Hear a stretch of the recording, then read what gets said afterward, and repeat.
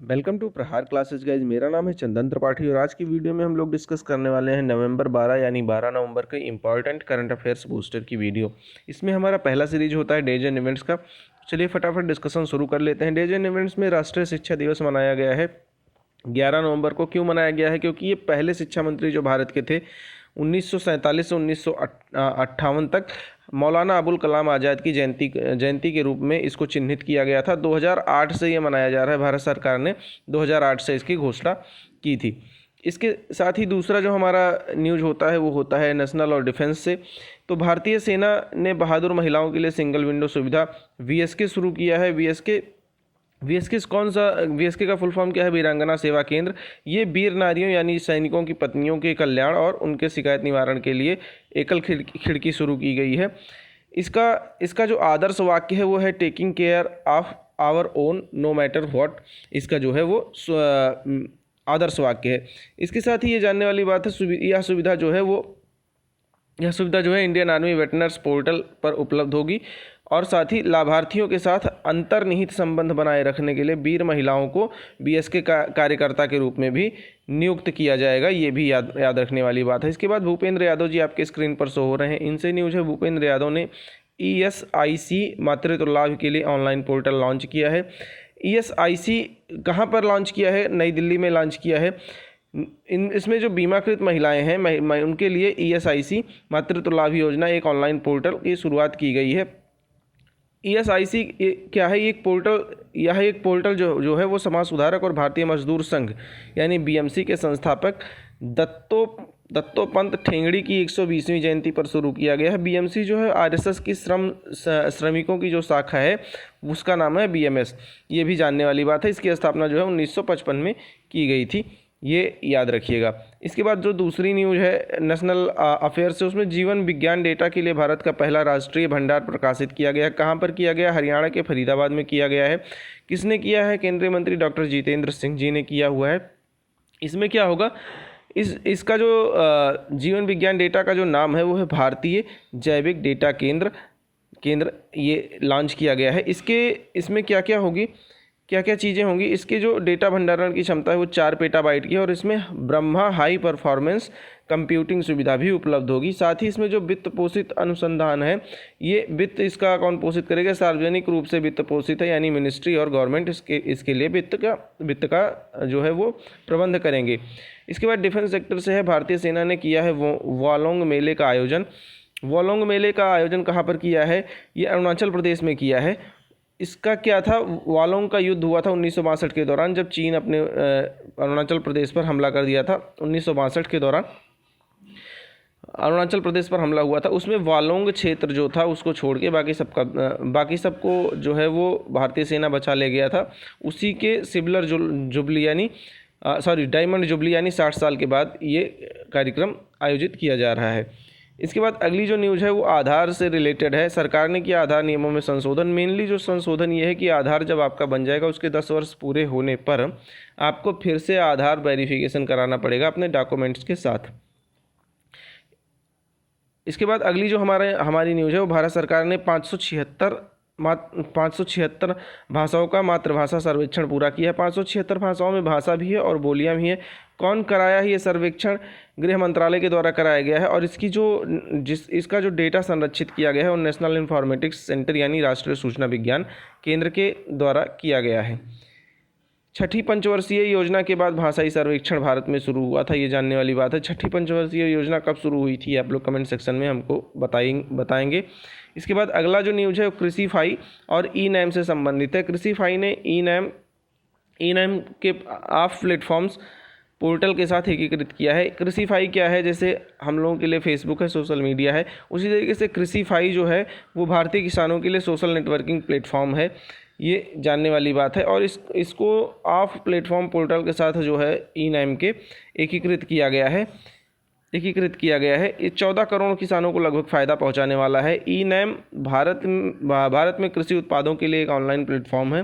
Trading platform है। ई-नैम जो है वो स्थापना इसकी 2016 में हुआ था, ये भी जानने वाली बात है। इसके बाद COP27 शर्म अल शेख डिक्लेरेशन हुआ है। शर्म अल शेख जो है कहाँ पर है? इजिप्ट में है, मिस्र में। शर्म शेख अनुकूलन एजेंडा लॉन्च किया गया है। इसके तहत क्या है, 2030 तक जो जलवायु परिवर्तन, सबसे अधिक जलवायु संवेदनशील समुदाय हैं उनसे 4 बिलियन लोगों को जलवायु परिवर्तन में लड़ने के लिए मदद मिलेगी और इसमें 30 लक्ष्यों का एक समूह जारी किया गया है। इसकी जो प्रेसिडेंसी ने कहा है कि 140 बिलियन से डॉलर से 300 बिलियन डॉलर तक जो है वित्त हम जुटाने वाले हैं। इसके बाद अगली जो न्यूज़ है, भारतीय प्रतिनिधिमंडल ने किया है सिंगापुर और कंबोडिया का दौरा। किस चक्कर में किया है, 8 से 13 नवंबर तक ये दौरा हो रहा है। आसियान भारत मीडिया एक्सचेंज कार्यक्रम के तहत सिंगापुर और कंबोडिया की यात्रा किए हैं ये लोग। इस यात्रा में के पहले चरण में सिंगापुर जाया गया और Singapore India chambers commerce and industries का दौरा किया गया। इसके बाद आसियान और भारत के बीच 30 साल की साझेदारी का जश्न मनाने के लिए 2022 को आसियान भारत मैत्री वर्ष के रूप में भी घोषित किया गया है। इसके बाद इंटरनेशनल अफेयर्स के हमारे अगले सीरीज में होता है, यूक्रेन ने आसियान के साथ treaty of Amity and cooperation पर हस्ताक्षर किया है और ऐसा करने वाला इस ट्रीटी का ये 50वां सदस्य बना है, ये भी जानने वाली बात है। इस समय जो आसियान के महासचिव हैं वो दातो लिम हॉक जोई हैं, ये याद रखिएगा। यूक्रेन के बारे में जान लेते हैं। यूक्रेन एक पूर्वी यूरोप का देश है और रूस के बाद दूसरा सबसे बड़ा यूरोपीय देश है यूक्रेन।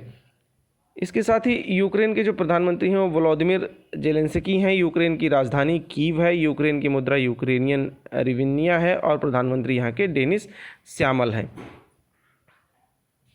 इसके बाद हमारा जो अगला सीरीज होता है वो समिट्स एंड कॉन्फ्रेंसेज का होता है। इसमें मेमोरेंडम ऑफ अंडरस्टैंडिंग के बारे में भी हम लोग डिस्कस कर लेते हैं। प्रधानमंत्री मोदी ने G20 शिखर सम्मेलन में हिस्सा लेने के लिए इंडोनेशिया की दौरा करेंगे। ये कब करेंगे, 14 से 16 नवंबर के बीच में करेंगे, बाली इंडोनेशिया में।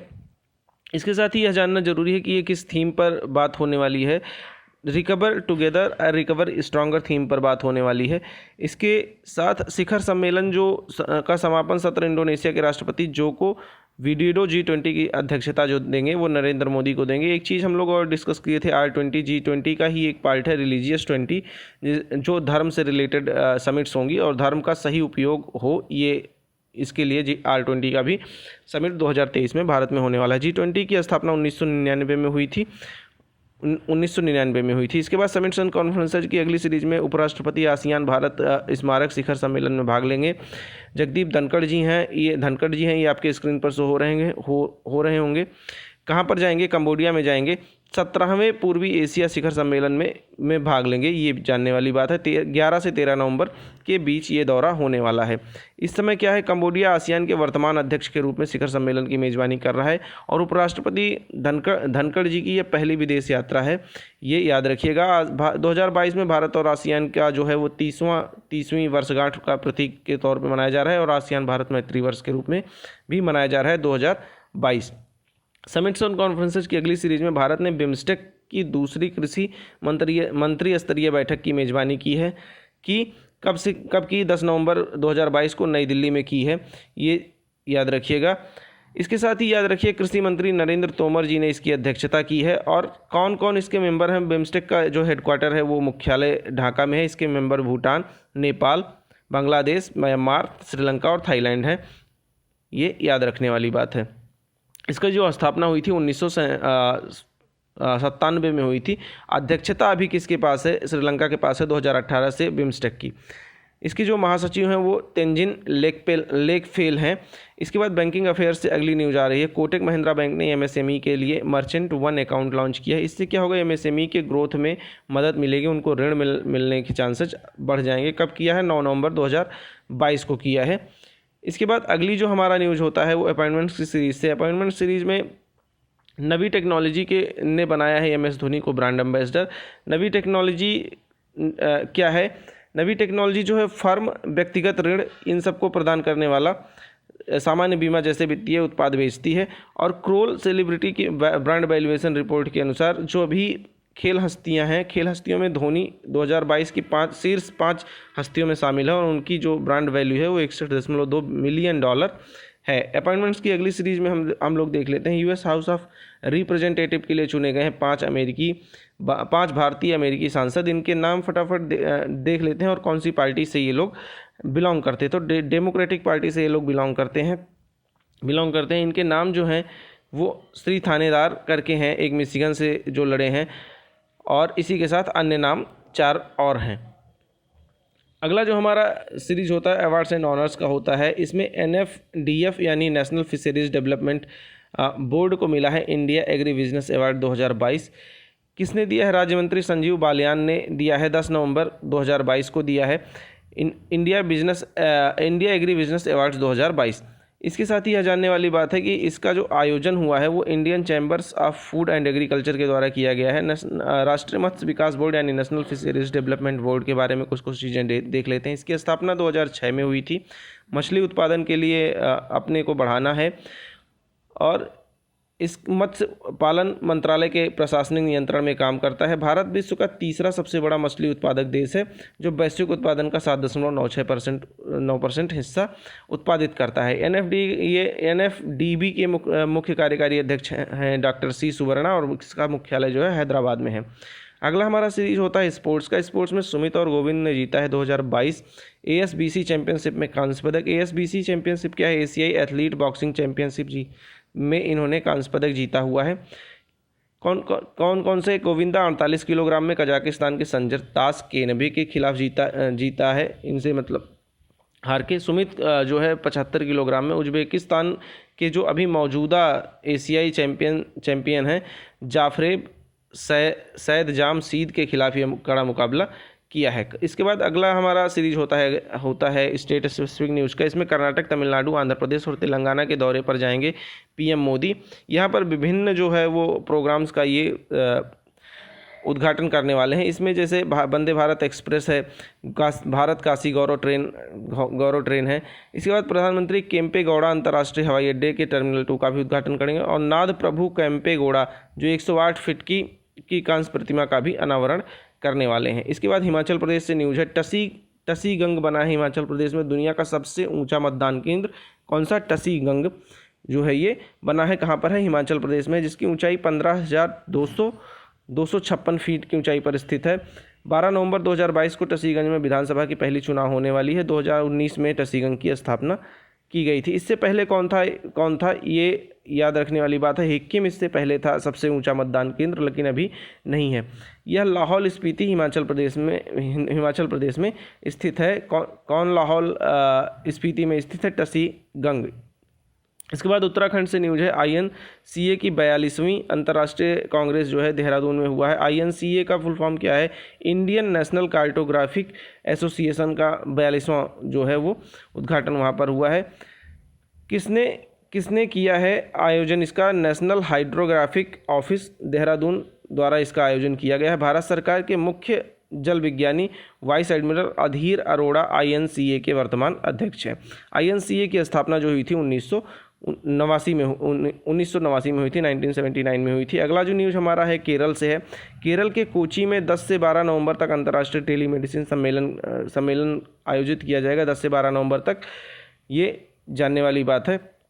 कौन सा संस्करण है? 18वां संस्करण का आयोजन किया जाने वाला है। और 2022 में टेलीमेडिकॉन जो है वो 2022 में स्वास्थ्य पेशेवर, स्वास्थ्य बीमा प्रदाताओं और अन्य लोगों के लिए एक वैश्विक सम्मेलन है जो हर साल होता है। इसके बाद इसका जो विषय है वो क्या है, यानी थीम सतत टेलीमेडिसिन डिजिटल स्वास्थ्य के माध्यम से स्वास्थ्य प्रणालियों को मजबूत करना, इसका जो है वो थीम है। उत्तर प्रदेश से अगली न्यूज़ आ रही है। उत्तर प्रदेश 2023 में खेलो इंडिया यूनिवर्सिटी गेम्स की मेज़बानी करने वाला है।